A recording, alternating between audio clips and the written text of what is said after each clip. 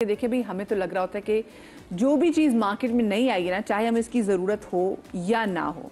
मैं facial treatments के वाले से बात करी, हमें होता है हम जाके भाई वो जाके ट्रीटमेंट ले लें ताकि देख लें कि हम पे भी ट्रीटमेंट कैसे असर करता है। लेकिन हर ट्रीटमेंट आपके लिए नहीं है और बहुत सारे ट्रीटमेंट्स ऐसे हैं जो कि हो रहे हैं वो ओवर हाइप्ड हैं, वो ओवर रेटेड हैं। तो आपने हर जो है ना ट्रैप में नहीं आ जाना। अच्छा, ब्रेक पर जाने से पहले हमें कॉल आई थी और जो हमारी कॉलर थी उसमें रावलपिंडी से, वो कह रही थी कि जी उनकी 33 साल उनकी एज है और उनके माथे पे आने लग गई हैं रिंकल्स। तो इसकी क्या वजह हो सकती है और क्या माथे के रिंकल्स जो हैं उसके लिए उनको कि बोटॉक्स या फिलर्स की ज़रूरत होगी, ये आप सबसे मैं जानना चाहूँगी। डॉक्टर साहब आपसे शुरू करो। अच्छा, डिपेंड करता है कि माथे पे रिंकल की क्या वजूहत हैं। अगर तो माथे पे रिंकल उनके एक्सप्रेशन मसल्स की वजह से हैं, ओवर एक्सप्रेशंस की वजह से हैं और अब वो डायनामिक है, यानी वो आ रहे हैं जा रहे हैं, जब वो एक्सप्रेशन देती हैं तो आते हैं और नहीं देती तो वो रुक जाते हैं। तो इन दैट केस हम बोटॉक्स कर सकते हैं। Botox for upper face is FDA approved, so it's safe technique और इससे ये है कि इनके एक्सप्रेशंस थोड़े से रिड्यूस हो जाएंगे। इसके अलावा अगर तो बिल्कुल फाइन लाइंस हैं, बिल्कुल फाइन लाइंस हैं, हल्की हल्की से आते हैं, बिल्कुल आना शुरू हुए हैं, तो उसके लिए PDRN इंजेक्शंस होते हैं, एक्सोसोम्स होते हैं जो फाइन लाइन एंड रिंकल को रिमूव करते हैं। बट हाँ, अगर एक्सप्रेशंस इतने उन्होंने यूज़ किए मसल्स कि अब वो स्टैटिक लाइंस हो गई, यानी वो एक्सप्रेशन नहीं भी दे रहे तो उनके माथे पे भी लाइंस हैं, क्राउ फीट्स यानी साइड्स पे आंखों की लाइन बन रही हैं या आंखों के नीचे लाइंस बन रही हैं, तो उसके लिए फिर उनको फिलर्स की समटाइम ज़रूरत पड़ सकती है या फिर उनको कोलेजन बूस्टर्स की ज़रूरत पड़ेगी। आप क्या सजेस्ट करेंगे? देखिए, फोरहेड पे और आंखों का भी कह रही थी ना, शायद रिंकल्स हैं उनकी, है ना, तो डिपेंड करता है स्किन टाइप क्या है, कौन से एरिया में रह रही हैं, उनकी अपनी स्किन रूटीन क्या है, डेली क्लेंजिंग एक्सफोलिएशन वो क्या करती हैं, मॉइस्चराइज़र्स कितने लगाती हैं कि जो भी लोशन पड़ा हुआ वो लगा लिया मुंह धोने के बाद, दिन में कितनी दफ़ा मुंह धोती हैं, फेस वॉश से करती हैं, व्हाटएवर। सो ये सारी चीज़ें एक पूरी एनालिसिस होती है स्किन की कि आप क्या क्या कर रही हैं, किस तरह कर रही हैं, किस तरह मैनेज कर रही हैं। अगर आपकी स्किन ड्राई है और डिहाइड्रेटेड है तो आपकी फाइन लाइंस बहुत जल्दी डेवलप होना शुरू हो जाती हैं।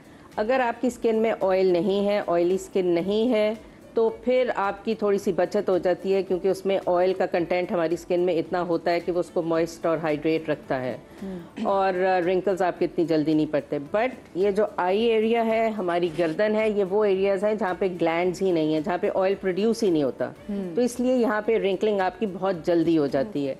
तो आजकल के ट्रीटमेंट्स के मुताबिक जो है माइक्रो नीडलिंग एक ऐसा ट्रीटमेंट है जो कि कोलाजन ऑटोमेटिकली प्रोड्यूस करता है, खुद ब खुद जनरली प्रोड्यूस करता है।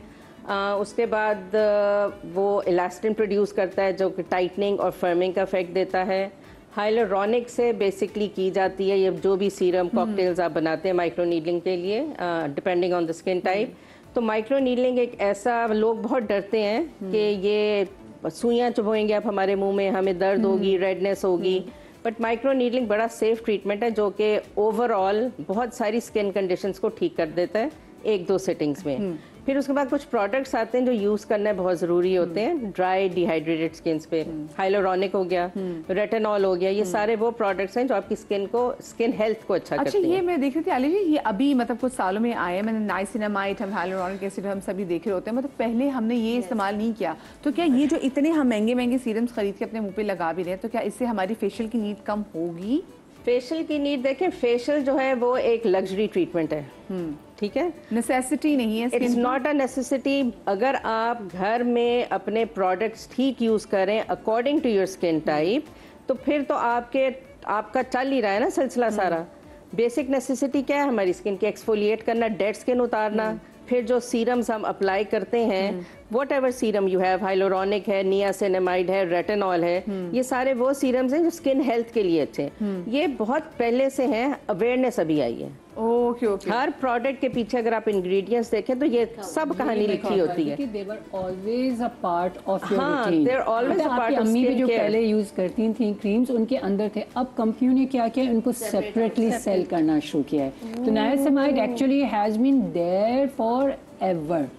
So they're the products जो आप हाईलाइट कर रहे हैं, अब हाईलाइट किए जा रहे हैं। What is this? हम तो पागल बनने में पता नहीं चल रहा है। वो एक पहले क्या होता था कि आप एक क्रीम लेती थी और उसके अंदर 20 इंग्रेडिएंट्स होते थे एक साथ, जिसमें niacinamide was a part of it. Now companies maybe it's a marketing gadget as well कि उसको separate करके अब क्या आप 10 serums लगा रहे हैं, पहले ये लगाया वो लगाया, instead of that one cream which might have had all of it, but then इससे फायदा ये हुआ है कि now you can pick and choose that which one do I like, which one works for me और मेरी exact need क्या है। For example ये जो 35-year-old हैं तो मैं ये चाहूँगी कि पहले उनकी स्किन की एनालिसिस हो, क्योंकि 35 पे रिंकल्स आना इज़ अ लिटिल सरप्राइजिंग, ठीक है।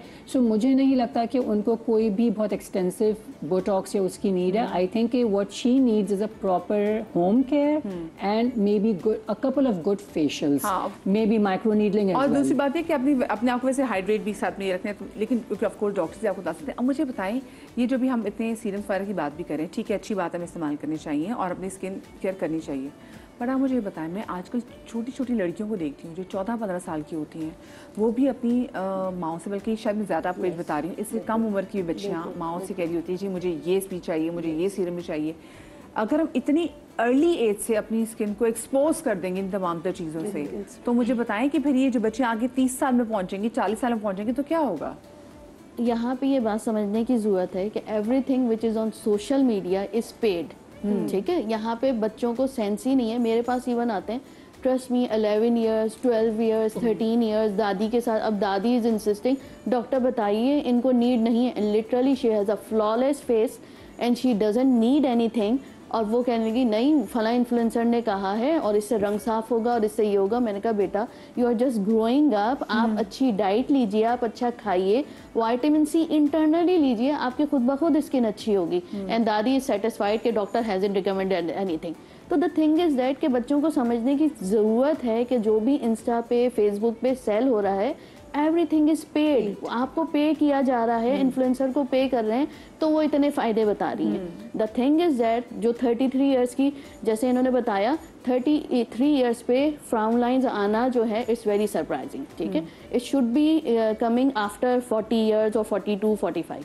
अगर अर्ली एजिंग है, सबसे पहले नोट करना ज़रूरी है कि इनको थायराइड का इशू है या नहीं है। उसके बाद जो है वो होगा कि ड्राई स्किन तो नहीं हो रही, यहाँ की एक्स्ट्रा ड्राई स्किन तो नहीं है, टी जोन तो एक्स्ट्रा ड्राई नहीं हो रहा। उसकी डायग्नोसिस के बाद जो है पता चलेगा विटामिन डी का लेवल कितना है, खाना का इंटेक क्या है। दूसरा ये कि ऐसी चीज़ें लेती हैं जो कि बायोस्टिमुलेंट्स हों, यानी आपका कोलेजन इंडक्शन बहुत अच्छा हो रहा। अब कोलेजन इंडक्शन अगर अच्छा नहीं है, वो कौन सी चीजें होंगी बता दें जो खाने चिया सीड, फ्लैक्स सीड और फॉक्स नट्स, ये बहुत अच्छा जो है आपका कोलेजन इंडक्शन कराते हैं। अगर नहीं है तो सबसे पहले इनसाइड आउट ट्रीटमेंट होता है। ये सारे ट्रीटमेंट बहुत इफेक्टिव हैं। इवन जो फेशियल्स होंगे वो इस एज पे या किसी भी एज पे उस वक्त इफेक्टिव होते हैं। देखिए जितने फेशियल्स हैं ना, they are very advance luxurious facial. आप जो भी ऊपर से डाल रहे हैं उसको होल्ड करने के लिए अंदर पावर कितनी है। अगर वो आपकी पावर नहीं है तो आपका facial glow will stay only for 2 to 3 days, ठीक है। उसके बाद आपकी वैसे ही स्किन हो जाती है, ठीक। द थिंग इज दैट कि अगर आपके पास इंटरनली वो पावर, होल्डिंग पावर, वो कौन है, आपका थायराइड बैलेंस होना चाहिए, आपका विटामिन डी का लेवल अच्छा होना चाहिए, आपका CBC बहुत अच्छा होना चाहिए। मैं ये नहीं कह रही बिल्कुल परफेक्ट हो, but the thing it should be on optimal level, ठीक है। अगर ये चीज़ें आपकी सही नहीं हैं तो आप कुछ भी ऊपर से ले लें, आपको 2 to 5 days का ग्लो आएगा, उसके बाद नहीं आएगा, ठीक है। तो ये चीजें सॉर्ट आउट करनी बहुत ज़्यादा मल्टीविटामिन भी जब हम खा रहे होते हैं और हम ये जब सही टाइमिंग्स पे सही चीज़ के साथ ना खाएं और बहुत सारी बॉडी में डेफिशिएंसीज हो तो उनका भी कोई फायदा नहीं होता। इसी तरह वो जो आपने क्वेश्चन किया कि ना ये जो बच्चे यूज कर रहे हैं या बड़े भी यूज कर रहे हैं, niacinamide is not for everyone, retinol is not for everyone. आपको डॉक्टर से एनालिसिस कराकर, आजकल बहुत अच्छे AI टूल्स आ गए हैं, गैजेट्स आ गई हैं जो कि पूरे फेस का एनालिसिस करके आपको बताते हैं कि आप यहाँ पे नियासिनामाइड लगा सकते हैं, यहाँ पे सिर्फ आपके रेटिनॉल के चंद ड्रॉप्स लगेंगे, यहाँ पे वो भी ट्वाइस वीकली या वंस वीकली नहीं लगाना, फुल फेस पे नहीं लगाना होता। नियासिनामाइड भी नहीं। लोग जो शरबत की बोतल आती है ना, वो की उन्होंने बहुत ही बड़ी उतनी बोतल की ले नियासिनामाइड वाली, बिल्कुल वो आपको नहीं लगाना होता। विटामिन सी भी स्पेसिफिकली सिर्फ उन एरियाज पे लगाना होता है जो आपके टैनिंग हो रही हो, जहाँ पे आपकी ऑयल प्रोडक्शन ज्यादा हो रही हो। तो ये सारी चीजें आपको डॉक्टर से मशवरे के बाद ही इस्तेमाल भाई करनी ये तो चाहिए। पागल बन रहे थे पूरे But मुंह पे इन थोप तो सारी चीजों में हर इंग्रेडिएंट की जैसे विटामिन ए है नहीं है उसकी बिल्कुल। परसेंटेज भी होती है Percentage, ना, हाँ, परसेंटेज आप बिल्कुल, कितनी लगाए, मैं 0.5 लगा रही है, 1 Yes, लगा रही है, exactly, मुझे बिल्कुल। असर नहीं पड़ रहा, ये फौरन फटाफट जवान हो रही है, बिल्कुल। तो वो भी फर्क है ना। That is also और different. किस और ये कंपनी भी और किस आपको कंपनी का लगाना Exactly, ये है, आपको परसेंटेज कितनी लगानी है। expert- ये सिर्फ एक्सपर्ट ओपिनियन दे सकते हैं, इन्फ्लुएंसर्स नहीं दे सकते। हाँ प्लीज भाई, इन्फ्लुएंसर्स को अच्छे खासे पैसे मिलते हैं और वो बाद में कोई और प्रोडक्ट भी बेच रहे होते हैं। हमारे साथ कॉलर मौजूद है शबनम। अस्सलाम वालेकुम। अस्सलाम वालेकुम। जी वालेकुम अस्सलाम। शबनम जी क्या पूछना चाहेंगी? मदीहा बात कर रही है? जी मदीहा बात कर जी रही जी है? मदीहा बात कर रही हूँ। अच्छा मदीहा, मुझे पूछना ये था कि मेरी एज 40 है जी, जी। और मैंने फोरहेड पे बोटॉक्स करवाया था एक दफा, और मुझे जो अभी प्रॉब्लम है वो मेरी मेरियोएड लाइंस होती है ना, जो चिन के पास, जो हमारी लिप्स के पास 2 लाइंस सी बन जाती हैं, थोड़ी ये ग्रूविंग सी बन गई है, ठीक है। और मुझे जो है इसी समझ नहीं आ रही कि मैं किसी से पूछती हूँ, डॉक्टर जो कंसल्ट मतलब ऑनलाइन ही करती हूँ, तो उनसे पूछती हूँ तो उनसे वो कहते हैं कि आप जो है वो फिलर करवा लें, कोई कहता है कि आप मॉर्फिस करवा लें, और मतलब डिफरेंट डॉक्टर्स के डिफरेंट जो है वो मुझे ओपिनियन दे रही होती हैं, ठीक है। सही। और मैंने वो भी करवाया था एक दफा, लास्ट ईयर करवाया था मैंने लिफ्ट के लिए, थ्रेड करवाया था, थ्रेड लिफ्टिंग भी करवाई है। अच्छा, But आपने thread अभी lifting ये का भी जब कोई रिजल्ट 40 नहीं तो आया, of- और ये जो मेरियोएड लाइंस है ये स्टिल वैसी की वैसी ही है, तो मुझे तो लगता है जैसे ये कॉस्मेटिक प्रोसीजर जो है वो वेस्ट ऑफ द मनी है, और ये बस just for the business purposes जो है वो मोस्टली डॉक्टर्स इसको यूज कर रहे हैं। अच्छा अच्छा। आप सिर्फ ये बता दीजिए, जो आपने मैरिनेट लाइंस पे बोटॉक्स करवाया था? नहीं मेरियोएड लाइंस पे नहीं करवाया था, मैंने फोरहेड पे करवाया था और क्रोज फीट पे करवाया था। चले ठीक है उम्मीद, मैं आपसे इसका जवाब लूंगी। मुझे छोटी सी ब्रेक लेनी है, ब्रेक के बाद वापस आते हैं। अच्छा उन्होंने अच्छी ट्रीटमेंट से भी ले लिए मैं, लेकिन मुझे लगता है शायद उन्होंने भी थोड़ा सा जल्दी कर दिया। हाँ 40 की बाद कुछ चीज़ें मुझे लगता है कि आप 40-45 मिनट 40s की बात कराएं। छोटी सी ब्रेक लेते हैं, ब्रेक के बाद हाजिर होते हैं।